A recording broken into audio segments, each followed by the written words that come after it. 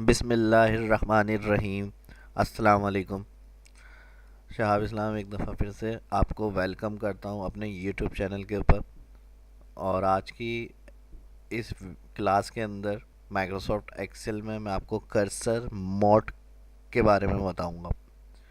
Cursor mode क्या होता है? जैसे मिसाल के तौर पे हमने सॉफ्टवेयर को ओपन किया, किसी भी सॉफ्टवेयर को ओपन करने के बाद जब हम माउस पॉइंटर उसके ऊपर लेकर आएंगे, हम डॉक्यूमेंट के ऊपर या फिर एक्सेल में ये वर्कबुक होती है इसके ऊपर, तो यहाँ पे आपको इस तरह का साइन नज़र आ रहा है। तो टोटल एक्सेल के अंदर 4 तरह से कर्सर काम करता है। कर्सर मोड जो एक्सेल के अंदर होते हैं वो 4 तरह के होते हैं। सबसे पहले होता है नॉर्मल मोड, सेकंड होता है ड्रैग, थर्ड होता है मूवेबल, फोर एडिट। सबसे पहले नॉर्मल मोड क्या होता है? कर्सर जो आपके सामने अभी यहाँ स्क्रीन पे नज़र आ रहा है, ये एक्सेल के अंदर ये नॉर्मल मोड कर्सर कहलाता है।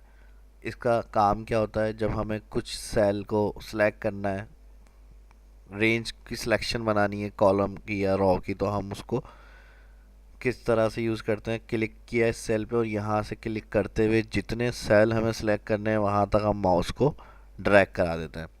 तो ये जो होता है ये नॉर्मल मोड कर्सर से काम किया जाता है। अब सिलेक्शन करने की क्या वजह है, ये मैंने पहले भी आपको बताया था।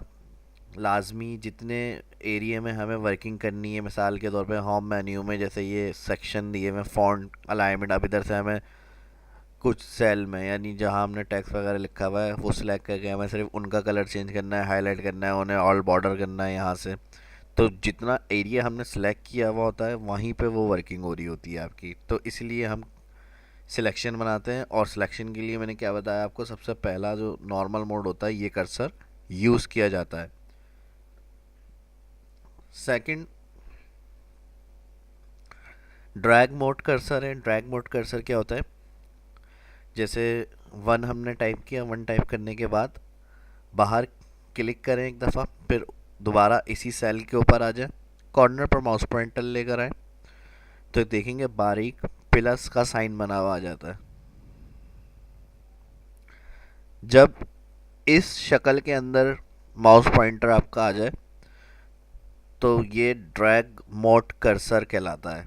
एक्सेल के अंदर बारीक प्लस का साइन जब इस तरह का कर्सर बना हुआ है तो कीबोर्ड से कंट्रोल दबाएंगे और माउस लेफ़्ट क्लिक, माउस को फिर लेफ़्ट क्लिक के साथ नीचे तक जहां सीरियल नंबर आपको इंसर्ट करानी है वहां तक आप इसको क्लिक को लेकर जाएंगे।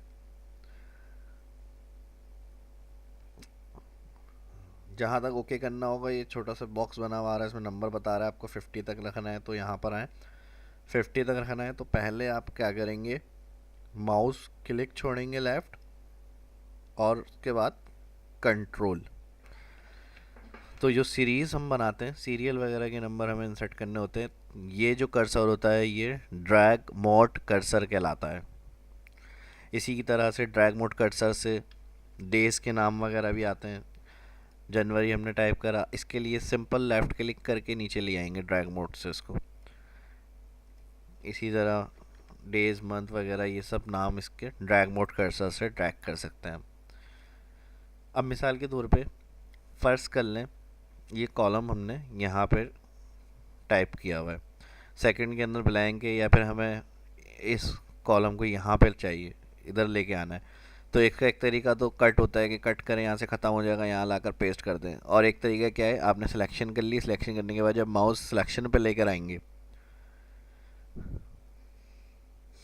सिलेक्शन पे लेकर आएंगे तो यहाँ पे देखिएगा माउस पॉइंटर कुछ एरो की शक्ल के अंदर शो हो रहे हैं। जब इस शक्ल में कर्सर आ जाएगा तो ये मूवेबल कर्सर कहलाता है।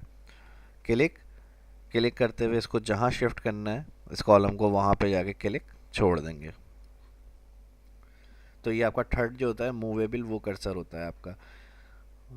नॉर्मल फर्स्ट मैंने बताया था सिलेक्शन वगैरह बनाने के लिए, ड्रैग मोड कर्सर मैंने बताया था सीरीज़ वगैरह के ऑप्शन जैसे हमें चाहिए इस तरह।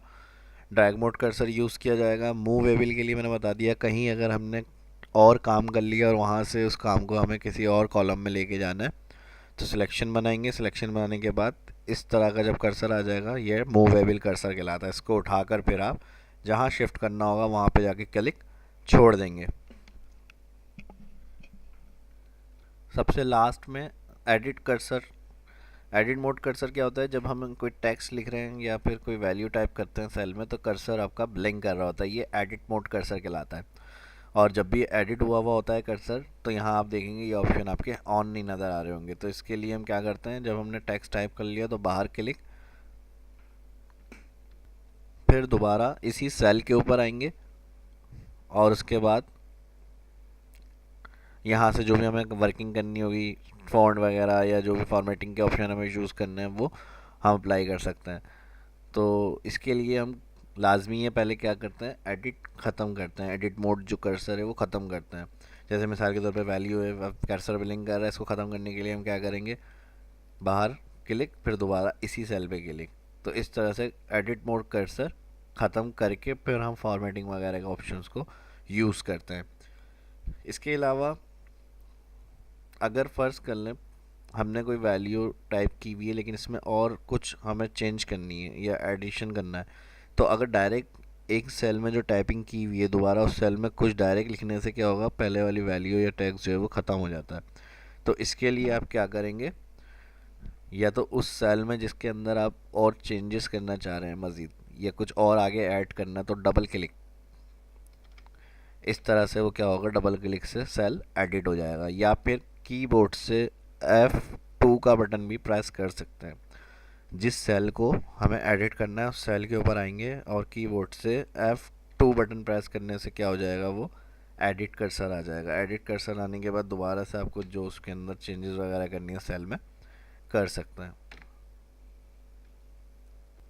इस वीडियो में इतना ही, मिलता है नेक्स्ट वीडियो के अंदर। इसकी प्रैक्टिस करें, कुछ समझ में नहीं आया हो तो कमेंट करके मुझसे पूछ सकते हैं।